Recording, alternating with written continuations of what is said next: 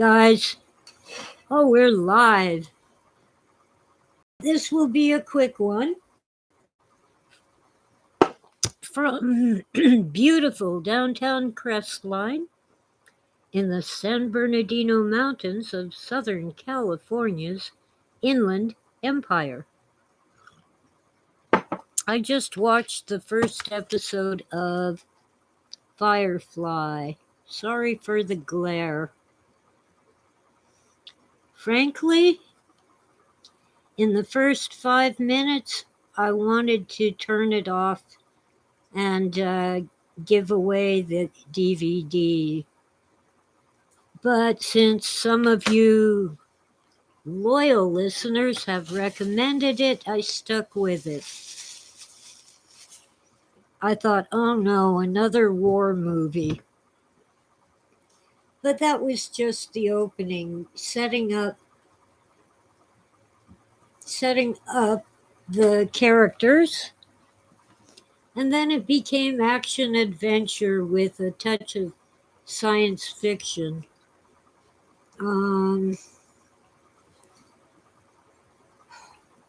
They're scavengers who don't necessarily, well, they kind of bend the rules. Hi, guys. I don't want to do this too long. My sandwich is waiting. And it's sliced turkey, which the cats love. But they don't get any more until I finish eating. Anyway, someone gave me a set of Firefly DVDs. And at first I thought it was going to be a war movie, although it is a series, but then it became something else, and I stuck with it only because some of you recommended it. Hi, Jan. Hi, Witta. Hi, Africanus. Well, Africanus, this is not for the faint of heart. It does start with war, and then it becomes action adventure with a lot of shooting and killing and double crossing, and I just can't help feeling that I'm watching the Jedi.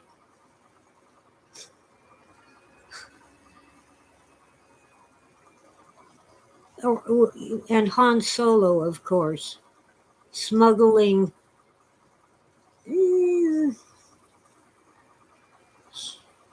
maybe illegal goods and selling them.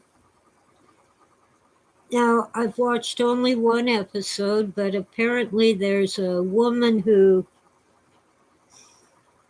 has had something done to her brain. Maybe she's become psychic or something. I don't know. There aren't a whole lot of clues in the first episode. Yeah, Witta, what I think about that is, says it gets better as time goes on. The characters grow and develop in really good ways, a lot of humor too. But so far, I see Han Solo with a crew of 3 or 4 instead of a Wookiee.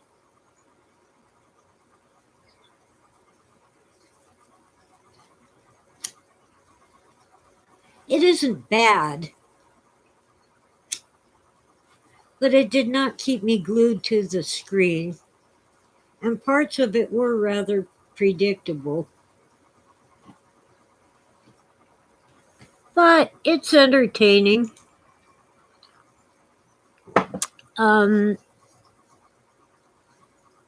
They don't really show a whole lot of blood and gore. They don't really show it, but people do get shot and people do die, or at least, yeah, more than one died, come to think of it, but they were bad guys. One good guy got shot But by some miracle, one of their passengers was a skilled surgeon.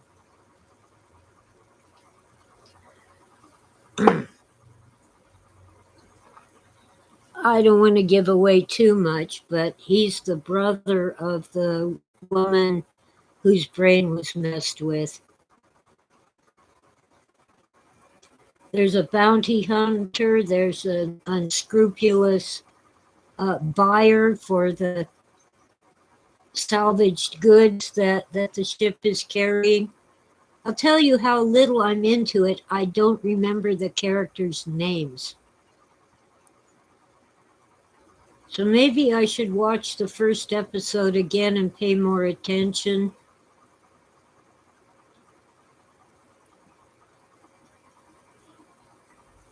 It isn't bad. Oh, and I did watch Guardians of the Galaxy. No, I'm sorry. That isn't it. It's Legend of the Guardians.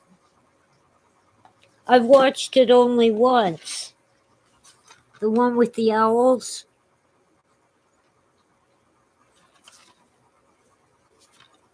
From the studio that brought you Happy Feet. I never saw Happy Feet, but it's really a kid's movie. The back of the DVD case says, breathtaking, perfect for the whole family. And that was from a reviewer named Manny De La Rosa. Oh, Manny De La Rosa of NBC TV.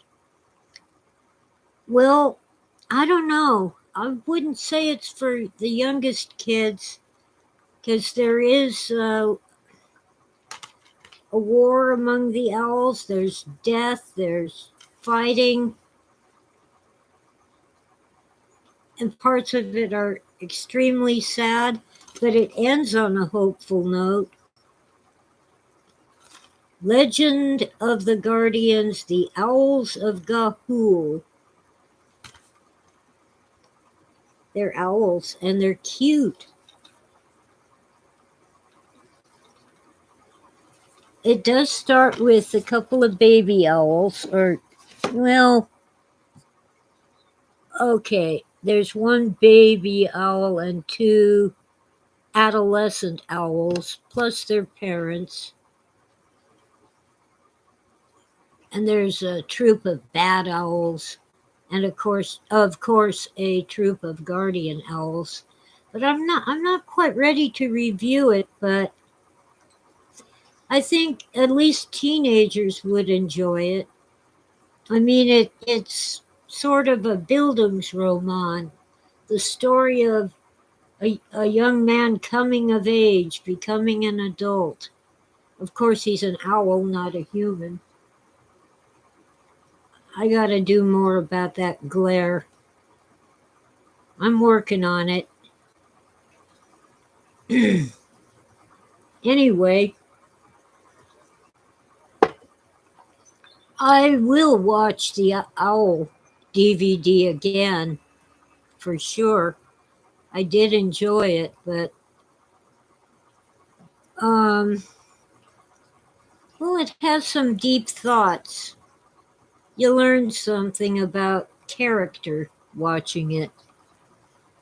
Wita, I guess 12 and up would be good, unless you have children like my son who could handle this at any age. And it didn't bend his psyche or anything.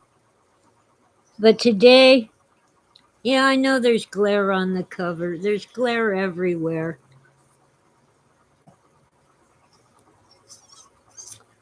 I'm just, I just got some curtain rods. I'm looking for the right curtains to go with them.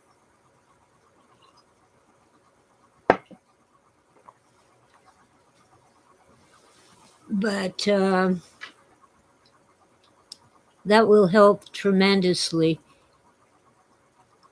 Yeah, there's a lot of humor in Firefly, but Um, it isn't new. I've heard it before. I know that joke. It's like when someone's trying to tell me how evil smoking is, and I'm holding a pack of cigarettes, and they say, "Can I see that?" I say, "Nope. I've seen that one before."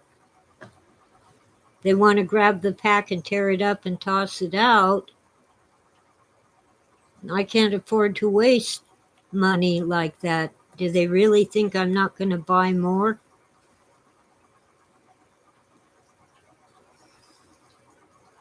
But anyway, the title of this video is Firefly. There's scavengers in outer space on a really cool, I guess a sort of sport model spaceship. And they're scavenging things from government ships that they're not supposed to, but they need the money because their side lost the war.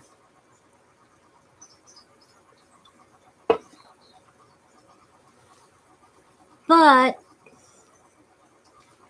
yeah, it does spend time developing the characters without slowing down the story. And they're complicated. The captain, I remember them calling him captain. I don't remember his name. But he's rude to the passengers, but he sends one of his crew out of the dining room for insulting a lady. The lady happens to be what they call a companion. Uh, her career is basically prostitution, but more like the Japanese. Why can't I remember what they call them? The ladies who were very highly respected. Oh, geisha. More like a geisha than a hooker.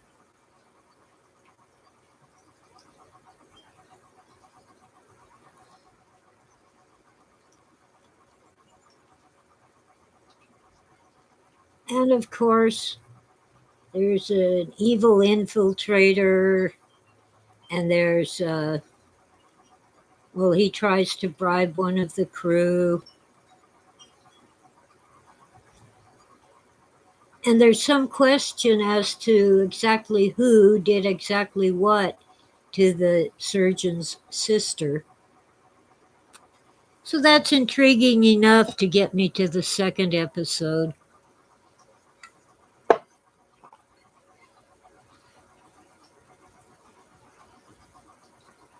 Wagons to the stars metaphor, Morgan, yeah. Oh, you like it after someone threatened to drown you for dissing it, huh? LOL. All right, let me see. Here's the Guardians cover again. I know there's glare. I keep tipping it. Legend of the Guardians, the Owls of Gahul, and there's owls. And I know there's glare. They're cute owls. There's some not cute owls. But I need to watch this again before I give it a thorough review. I think I might call it Lord of the Rings light. Very light. But I like it. I really like the owls.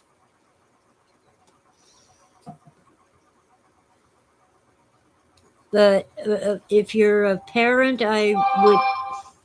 stupid phone, I would recommend that you watch it first before you show it to your kids and you decide whether it's okay for them. There's no sex, but there is violence and death.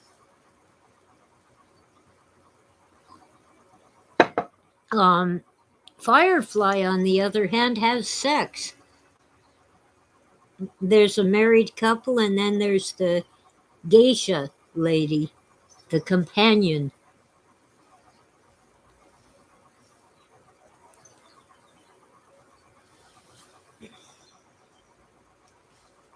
There is enough um, character development. There are enough hints that, of more to come, of answers to your questions. I wouldn't rank it way up there, but I think maybe, although it has special effects, they aren't on the level of Star Wars or Dune, but overall, I think it's better written than Star Wars, especially the sequels, the many sequels to Star Wars. They got good screenwriters. I'm sure there's more than one. So for that, I will watch more of Firefly. It's interesting. But once again, it does not keep me glued to the screen. The owls kept me sitting here because of the images of owls and other creatures flying. Owls and hawks flying, and critters. There's an echidna, a really cute echidna, who calls himself a prophet. And there's mean critters that, if an owl is on the ground, they'll try to eat him. And there's bats. And the way I'm going to have to research how they achieved those effects, especially the flying. Of course it's animated, but I think it's more than that. I don't see it as a cartoon at all. The owls overall are pretty realistic. Although I don't understand why the echidna has patches of bright blue fur. Echidna, I believe that's an anteater. Let me look that up to make sure. Yeah, it's not actually fur. It's a monotreme, a mammal that lays eggs, found throughout Australia, Tasmania, and New Guinea, from the highlands to the deserts to the forests. Spiny anteater is its common name. So I got that right. It's a marsupial. No, a monotreme. Not even a marsupial, no pouch. It's a mammal that lays eggs. But it's a mammal because it makes milk. The females make milk for their babies. Yeah. And I can't, really review all of Firefly. I've seen only one episode, but so far it's well written. The special effects are acceptable, and I'd put it a notch over the Star Wars sequels at the very least. But it still reminds me of Han Solo. Oh man. We don't have air conditioning because we don't need it up here. But today it's 90 degrees. Ugh. Thank you, Africanus. Yes, the echidna is Australian.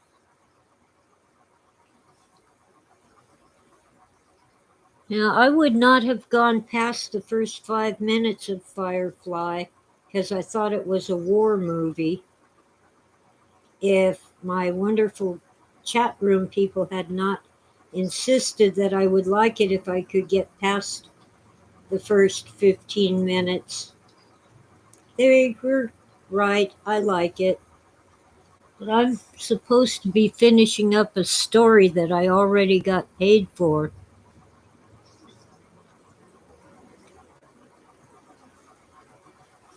So I should get back to it. Let's see, it isn't 90 degrees at the moment. It feels a little cooler. Okay, my phone says 82. I should go outside and check my thermometer. But yeah, I think 82 is probably what it is now. It got up to 90 today. Oh, and my turkey sandwich is waiting. And the kitties are waiting for their sliced turkey. So I guess I'll review more of Firefly after I've watched more of it. And I'll talk more about the owls, the Legend of the Guardians, after I've watched it at least once more. And once again, sorry about the glare. When the door is shut, there's less glare. There is a curtain on the door, and at the moment there's a shade cloth over the doorway. So when I close the door, there'll be two protective layers. So that might help tremendously. For the window, I hung a bed sheet over it. And I've stacked up cardboard boxes inside it, and you can still see quite a bit of glare. But see, I was in a bad mood. Yeah, it's always hotter down there, Africanus. 15 degrees hotter, huh? Sorry, but you have air conditioning.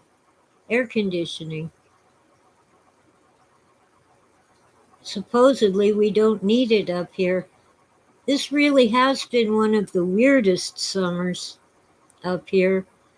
Not necessarily hotter overall, but we'll have 3 or 4 days of 90 degrees or hotter, and then we'll have days that are so cold we have to kick on the heater. So if you average them out, it isn't the hottest summer ever, but some of the days are, and the heat lasts longer than usual. You know, I've been up here since 94,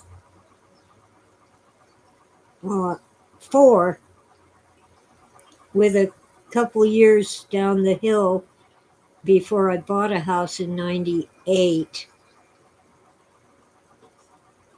And I don't remember this many hot days in a row this hot. Sure, 80 degrees, not 90. And it's been 100 at least twice. But in June, the first half of June, it snowed. It was cold. And even when it didn't snow, it was cold enough. We just didn't have heavy clouds to drop the snow. And then the second half of June, I was melting. It was so hot. And July was like up and down, up and down. One day I'm sweltering, and the next day I need the heater. August has been mostly hot, but not completely. There were a couple times I kicked on the heater.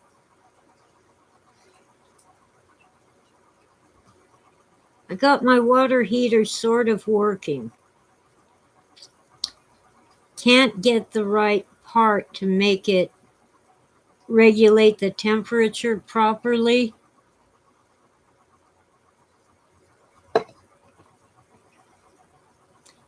And I really cannot afford a new water heater. I've talked to everyone who has bought a new one, and it's like one paid $1,200, one got a discount and paid $800. That's more than I earn in a month, aside from people who help me out here and there.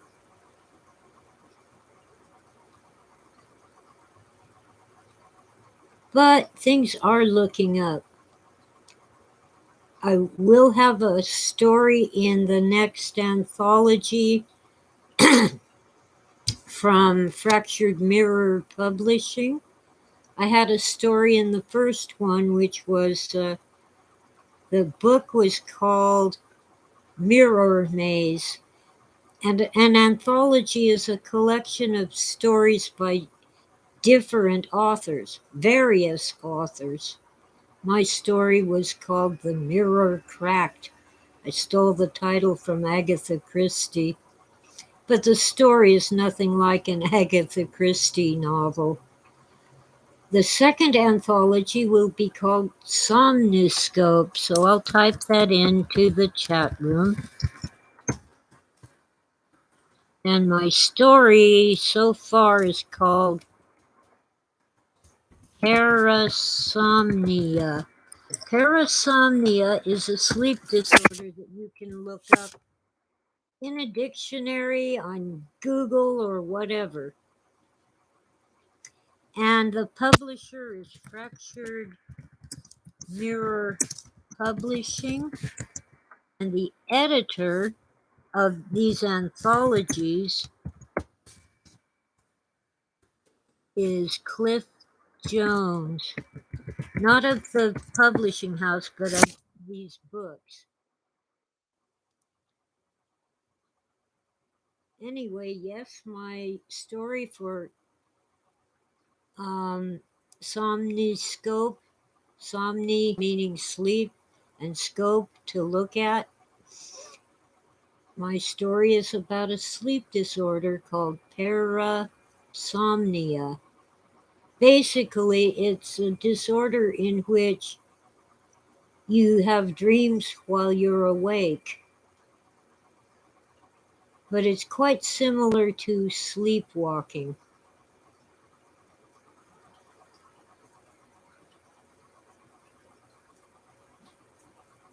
Anyway,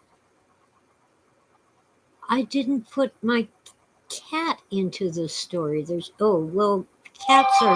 Cats are mentioned, but my main character does not have a cat. That was an oversight. Oh well. Anyway, and I have to finish a story I've already been paid for. It's about Mary Magdalene.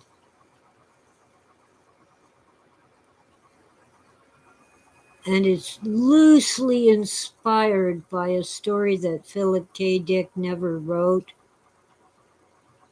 His friend Ray Nelson begged him to contribute a story to an anthology that he was putting together.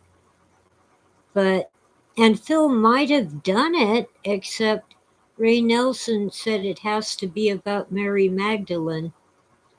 And Phil just did not want to write it because he wanted to choose his own topic. Sad. So anyway, yeah, thanks to Cardinal Sin, who has a YouTube channel, I have free software that will allow me to play my DVDs on the laptop.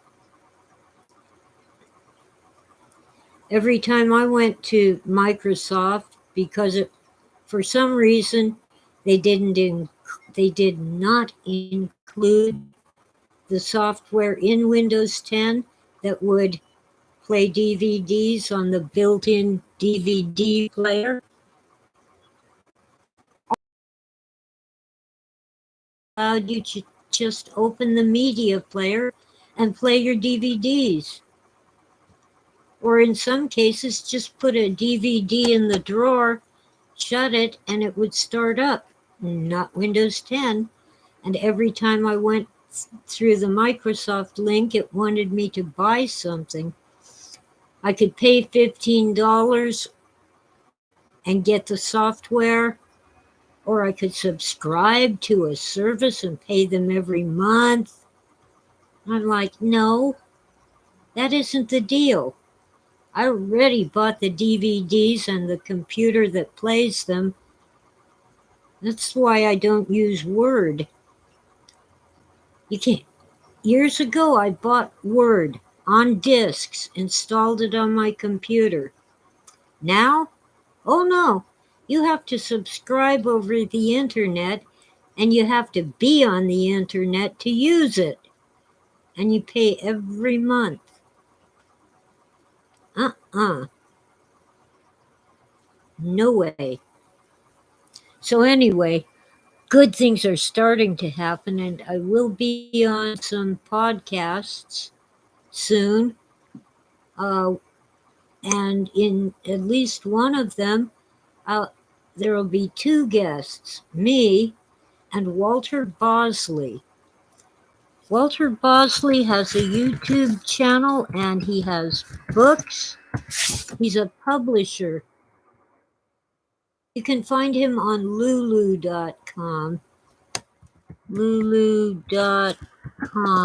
He's always dissing Amazon's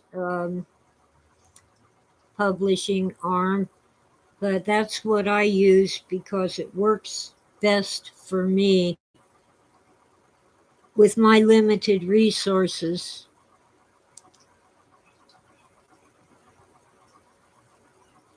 Walter Bosley, I have some of his books. I've read most of them. I haven't finished The Esoteric Napoleon, but I will. And I hope I finish it before the second volume of The Esoteric Napoleon comes out. In any case, we'll be on a couple of YouTube, I guess, anyway, podcasts soon. One is going to be on September 19, Sunday at noon, but I'm not sure whether it's live or pre-recorded. We'll find out.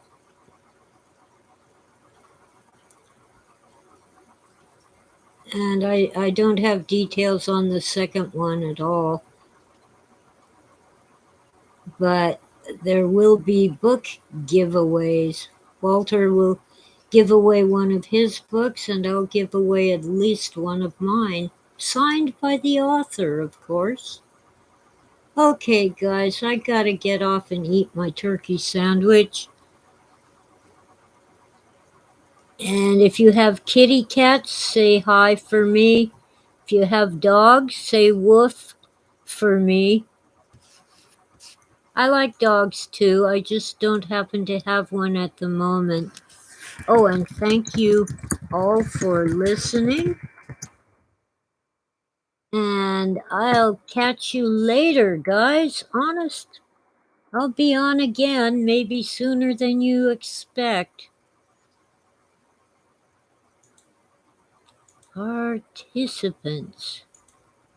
Okay, looks like we lost Africanus. I will catch you guys all later. Bye-bye.